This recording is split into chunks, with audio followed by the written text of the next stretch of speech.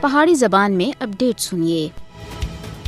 یہ گل روز روشن دی طرح عیاں ہے کہ کشمیریاں سن اپنی جدوجہد آزادی دے واسطے قربانیاں دی ایک لازوال داستان رقم کیتی ہے۔ مسئلہ کشمیر دے اوتے اقوام متحدہ دی قرارداداں دے اوتے عمل درآمد تک کشمیریاں دی جدوجہد ہر صورت وچ جاری رہسی۔ اقوام متحدہ دی قرارداداں کشمیریاں دے حق خود ارادیت دی باقاعدہ طور دے اوتے توثیق کر دیاں ہیں۔ 5 جنوری 1949 کو منظور کیتی جانے والی قرارداداں وچ اقوام متحدہ سن کشمیریاں دا حق خود ارادیت تسلیم کردیاں ہویاں یہ فیصلہ کیتا اسا کہ رائے شماری دے ذریعے کشمیریاں دے مستقبل دا فیصلہ اقوام متحدہ دی نگرانی وچ کیتا جاسی۔ اس قرارداد دے اوتے مسئلے دے اہم فریق پاکستان اور بھارت دوہاں سن اتفاق بھی کیتا سا، لیکن بعد وچ بھارت سن مختلف بہانہ تھیں کشمیریاں کو انہاں دے پیدائشی حق خود ارادیت تے محروم رکھیا ہویا ہے، اور بھارتی ہر درمی کشمیریاں دے حق خود ارادیت دی راہ دے وچ سب سے بڑی رکاوٹ ہے۔ مقبوضہ جموں کشمیر دے لوگ اپنے حق خود ارادیت کے واسطے جدوجہد کر رہے ہیں اور اقوام متحدہ کے تسلیم شدہ حق خود ارادیت کے استعمال دے واسطے ایک جائز جدوجہد وچ مصروف ہیں۔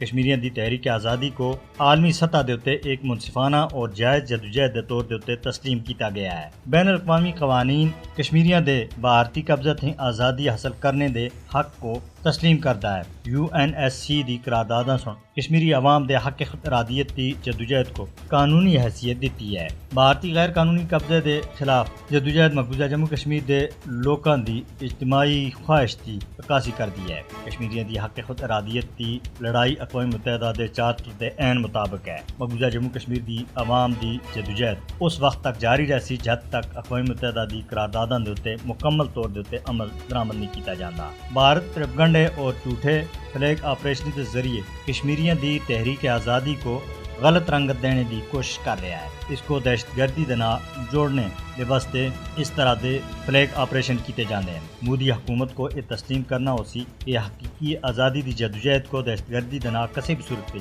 نہیں جوڑیا جا سکتا۔ کشمیری اقوام متحدہ دی زیر نگرانی رائے شماری کرنے تک اپنی جدوجہد جاری رکھنے دے واسطے پرعزم ہیں۔